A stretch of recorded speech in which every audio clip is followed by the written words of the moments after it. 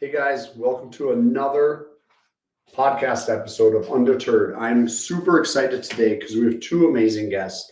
The first of which is the amazing Collette Brown. Mm-hmm. Now, Collette, I'm going to be honest because that's all I can do. I don't really know you. You don't know me. I've been prating all kind of my friends. I've known them for 5-10 years. Uh-huh. Tell me about you. Where are you from? Who are you? You took your badge off. I did. Who are you beyond the badge? Well, beyond the badge, I'm a life partner. I'm a mother. I'm a grandmother. I'm an executive director. My job title. I am a Board of Regents chair over the Chandaska-Chicana Community College, a tribal TCU. I'm also a representative on the North Dakota Native Tourism Alliance. I'm also a part of the North Dakota Council of Arts for Region 4. I'm working on a project with the North Dakota State with Spirit Lake and Turtle Mountain. Again, being the only two tribes on that project, that's another topic there. But so we're trying to figure those things out with that project. I'm a liaison. Okay.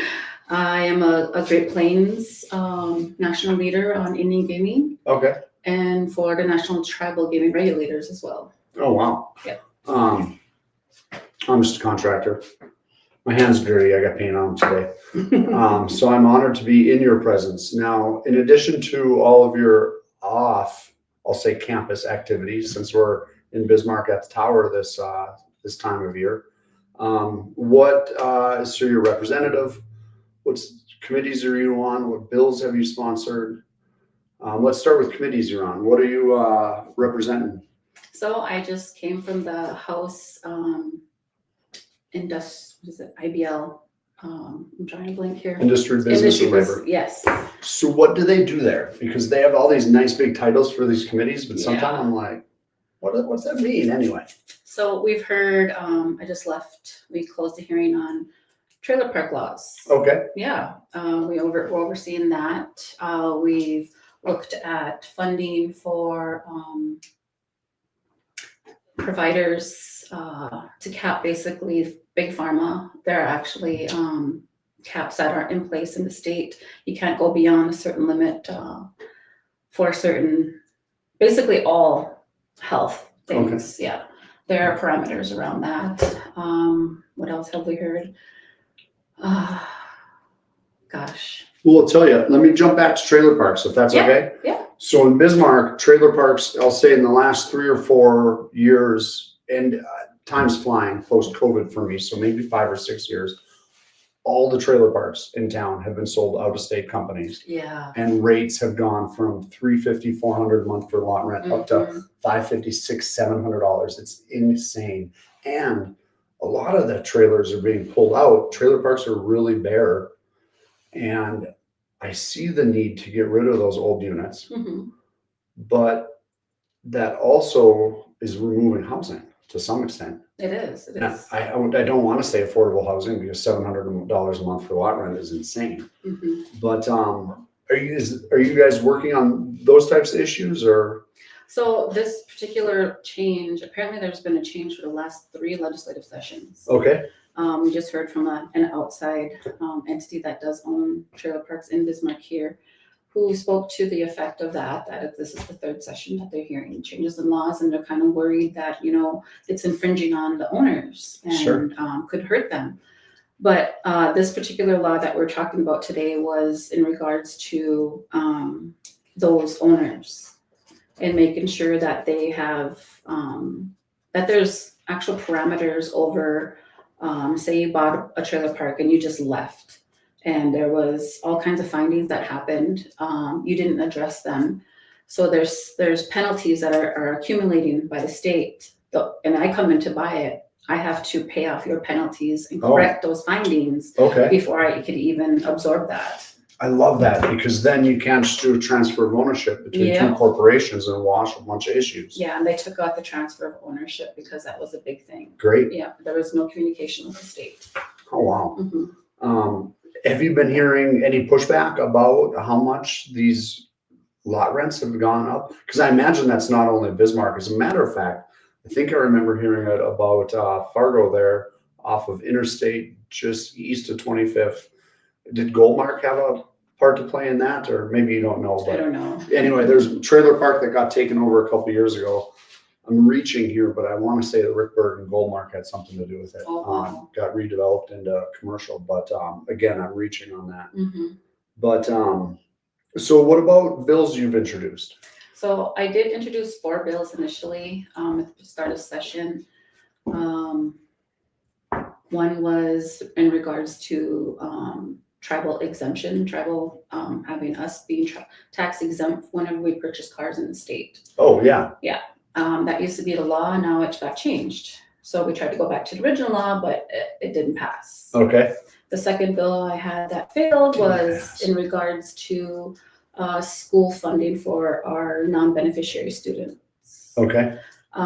Defining what they are. Good. So a non-beneficiary student is a non-native attending a native school. Okay. We have those for our tribal colleges, in fact. Oh. Yeah. So we lose money when we have non-beneficiaries attending. Sure. So that was the catch on that. It didn't go anywhere. Also, because I think that was a lot of miscommunication in between, well, they need to enter in agreements. And well, if we enter into agreements, there's no point in doing the agreement when we could just enter it into a law. Sure. Because we don't know how much as tribal people, we have to identify who's enrolled and who's not. And with that number dwindling and going down, because there's parameters of how much blood quantum you have to be enrolled in each tribe. Okay. So it's different for each tribe. So that's a question that has to go back to the tribe now. Do we change it and lower it, or do we just keep it as is? And I'm sorry, I'm coming up with scenarios in my mind. Is there any issue right now if someone from an enrolled tribe goes to college at another one, say someone from Turtle Mountain enrolls down in 48s, does there like a reciprocity, or does a funding mechanism change now? No. Okay. No. You said blood quantum, and all of a sudden I thought, well, there's like different areas and regions, and Well, different tribes. So like initially Spirit Lake never used to accept other tribes' blood quantum, but now we do. Okay. Yeah. Yeah, interesting. And I think at Standing Rock specifically, they actually list the other tribes that the blood is from. Sure. So this bill, did that gain any traction? Did that make it through committee? Didn't make it out of committee. Oh man. I've actually been hearing a lot of that lately. However, I feel like the reoccurring theme in these interviews and on the podcast is that the bills that are pushed forward from the Democratic representatives are typically focused on making life easier for people. And it makes sense that you would open up college to non-natives. Mm-hmm. And hopefully that can be a revenue stream, I guess. I drive by, United Tribes is the closest college to my house every day. So I'm sorry you didn't have luck with that. No, it's fine. I mean, it is what it is. Moving on. Okay. Well, I'll tell you, any other bills you want to talk about? Yeah, there's 2 other bills that made it across. 1455 is tribal consultations. Okay. Basically requiring the Indian Affairs Office to notify tribes of during legislative session of any bills that have significant impact on a tribe or could significantly impact a tribe. You would think that's happened. They don't already do that? No, they should. They send out a mass, it's a Facebook message and emails they send them out to. Sure. However, it's not requiring them to say, hey, Pat, this is going to impact the tribe. We really think this is when the hearing is. Sure. I want to let you know that is not happening. Well, and I'll tell you, I worked at the PSC, and my heartache there is when they needed to provide a public notice, they could simply write it on a piece of paper and stick it on a corkboard in the vestibule next to the elevators, and that was public notice. However, no one was invited to the meeting, and I don't think that carries water. So obviously bringing people into that discussion seems like a good deal to me. Yeah. That passed? It passed out of committee. So No, it passed the floor too, so now it's crossed over to the Senate. Is that right? Did you have any other people sign on as bill co-sponsors, or what was your process that you took as an incoming freshman to kind of gain support on that? On that particular issue, I basically rallied all the Dems and fellow Republicans that I knew from my past life as a liaison. I Okay. would be up here educating the legislature on inning gaming. So Sure. I knew some senators and some representatives prior to, so I Great. just brought them up to speed and they were fine with signing on. I'm not surprised that you already have a network because, with your amazing background, I feel like you know everyone in the state. Gosh. Well, no. And then one of the first questions last cycle when I got endorsed to run for lieutenant governor, they said, "What are you going to do?" And I says, "Well, I'm not worried about day one. I already want to start making relationships because day one I want the work to start." And seems like you've already been doing that as well because you're getting stuff passed. Yeah. How about next bill? 1603. Okay. Which is Native American Graves Protection. I was going to say repatriation, but is it? No, it's not repatriation. It's NAGPRA is the acronym, which it means, and it's basically requiring, which is a national, basically, bill that's been enacted in the 90s. Okay. And early 2023 is when the federal government said that everybody needs to come into compliance with NAGPRA. So basically what they're saying is like any type of grave, any type of museum or institution that has any remains, tribal artifacts, and things that are considered matrimonial for the tribe, which meaning that they're object of significance that is for a ceremony. Sure. Those have to be inventoried and cataloged and need to have the tribes be identified as to what tribe it goes to. And it's a big process. So this came from President Armacost. Okay. So as a liaison, I sit on, I attend the monthly chairman's meetings. All the 5 tribal chairmans meet monthly. Okay. And one of these issues that came to their table was they found a lot of human remains at the University of North Dakota. Oh, yeah. Mm-hmm. Yeah. I'm sorry to reduce it to this, but there was like in a box in a closet in the basement.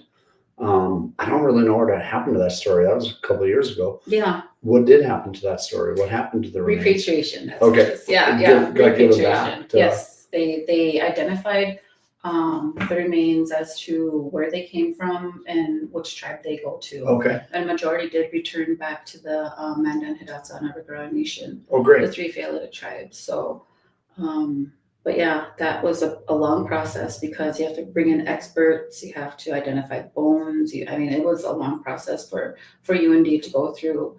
And one of the last meetings I attended with the chairmans was President Armacost stating, he's hoping during this legislative session he could find somebody to sponsor a bill for NAGPRA compliance to ensure that, other institutions truly give back those items to the tribes or have them identified. No, I'm sorry if my nonverbal said, I have an awesome question. So if there are burial sites out in the land and we identify them, I think that would be a win-win because as society grows and there's, let's kind of call out DAPL, as a big pipeline comes through, having that mapped seems like that would be pro-industry, pro-development, Native American culture. So win-win, right? It is. Okay. So we initially asked for we asked for $5 million is what President Armacost wanted. Okay. Because he spent $2.5 million repatriating during this time. Okay. So, and it was a lot of items, a lot. It wasn't just some items. It was just a lot of human remains and artifacts. So I know I was told by an elder of the MHA Nation that there are at least 10 million that are in Chicago or in New York that were made aware of. Oh, wow. So repatriating those items, are of importance to them. So the bill initially started out, 5 million. There's gonna be this whole process, and well, it got changed in House down to it's gonna be a compliance committee, Okay, and they're gonna identify strategy and processes. And there is an amount in there, I think it was 100, I can't remember the specific amount, but it's specifically to help the tribes. okay. Well, great. Well, thanks for doing that. Like I said, that just, I haven't seen all the details, but on my knee jerk, that just seems again like everyone involved would get a benefit from it. Yeah, So, yeah.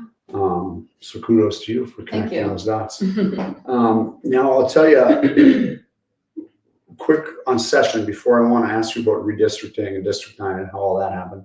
How was your first session? What's the vibe? What are you learning? Are you ever going to do this again? Or is it like the worst job ever?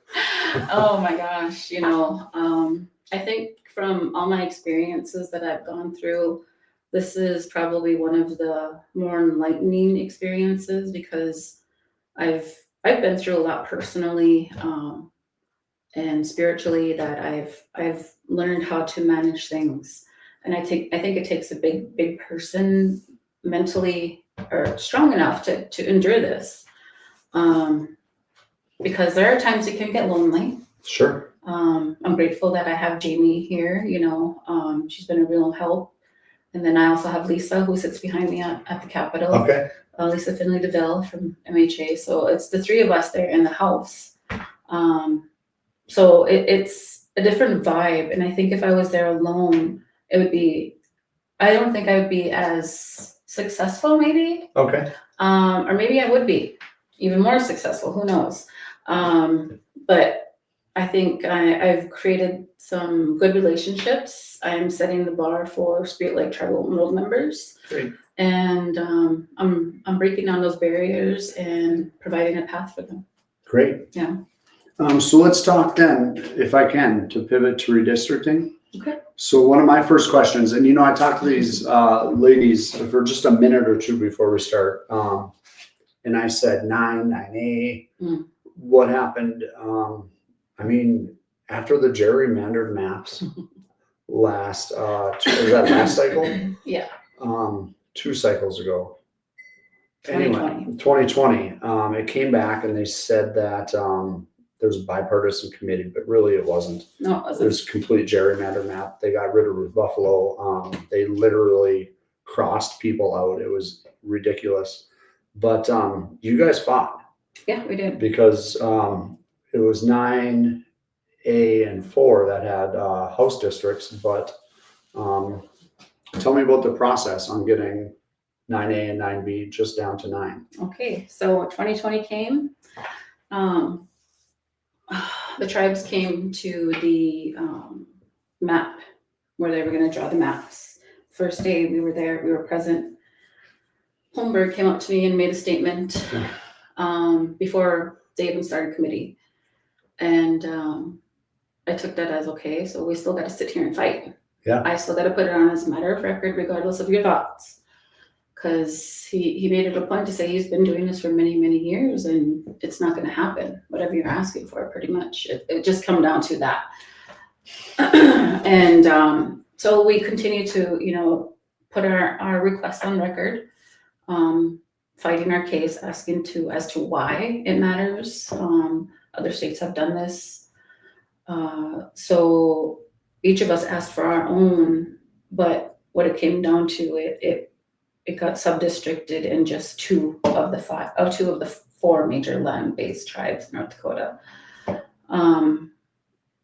So once that happened, I also ran in 2022 and lost to Senator Judy Estison. Okay. Because Spirit Lake Tribe was now part of District 15 and now enclosed Devil's Lake and Spirit Lake. And we've been neighbors, since they've become city because we've been here before them. So we were fine with that until just prove this point. We were fine with that.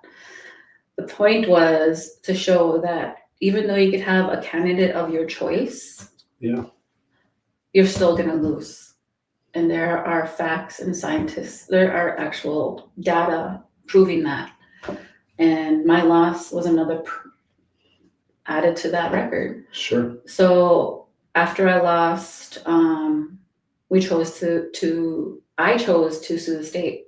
Oh, wow. Yeah. Okay. That's how it happened. You sued the state. Yes, I did, but not only myself, but the Turtle Mountain Band of Chippewa, the Okay. Spirit Lake Tribe, myself, and a few other individuals weren't listed on the case suing the state of North Dakota because we were not given our correct due process, and we were gerrymandered, and we were packed and fracked, and yeah. So that all happened. Went and testified.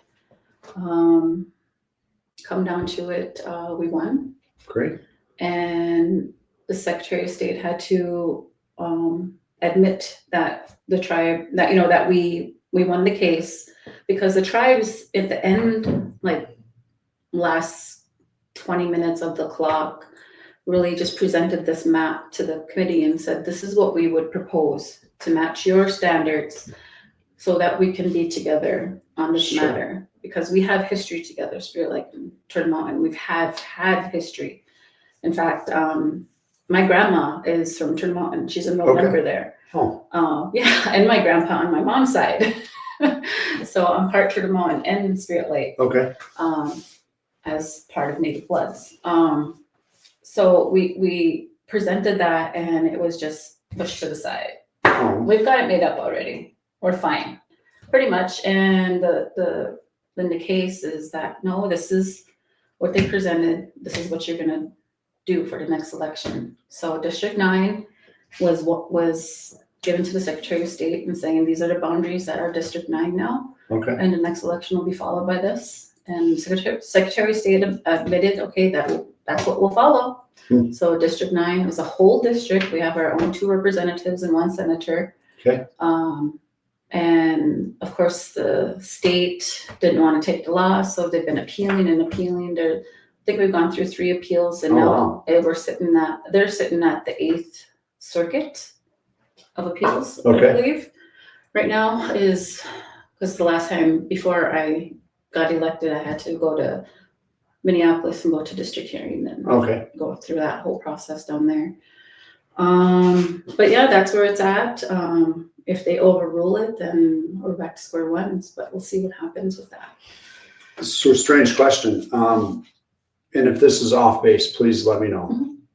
We still have 4A and 4B. Yeah. Okay, but 9 merged. Mhm. Gotcha.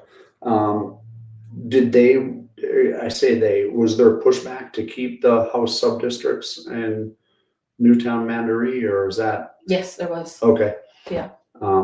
Well, interesting. Well, hey, I'm glad you fought it. And they won too. They won too? Mhm. So why isn't that changed then?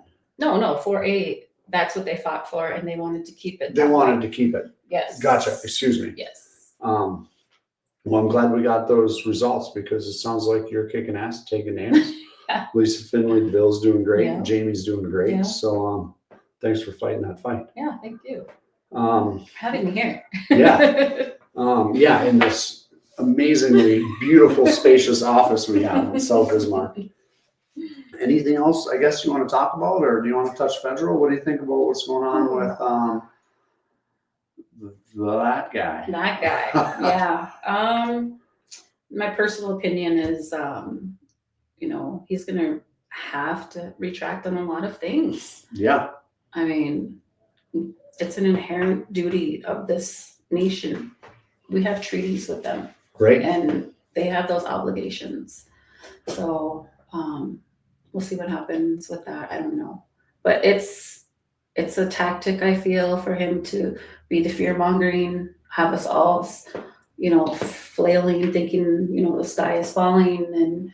And actually it is falling. We're not going to, some of our programs got funding cut off totally. They got shut out of portals. It's insane. Yeah.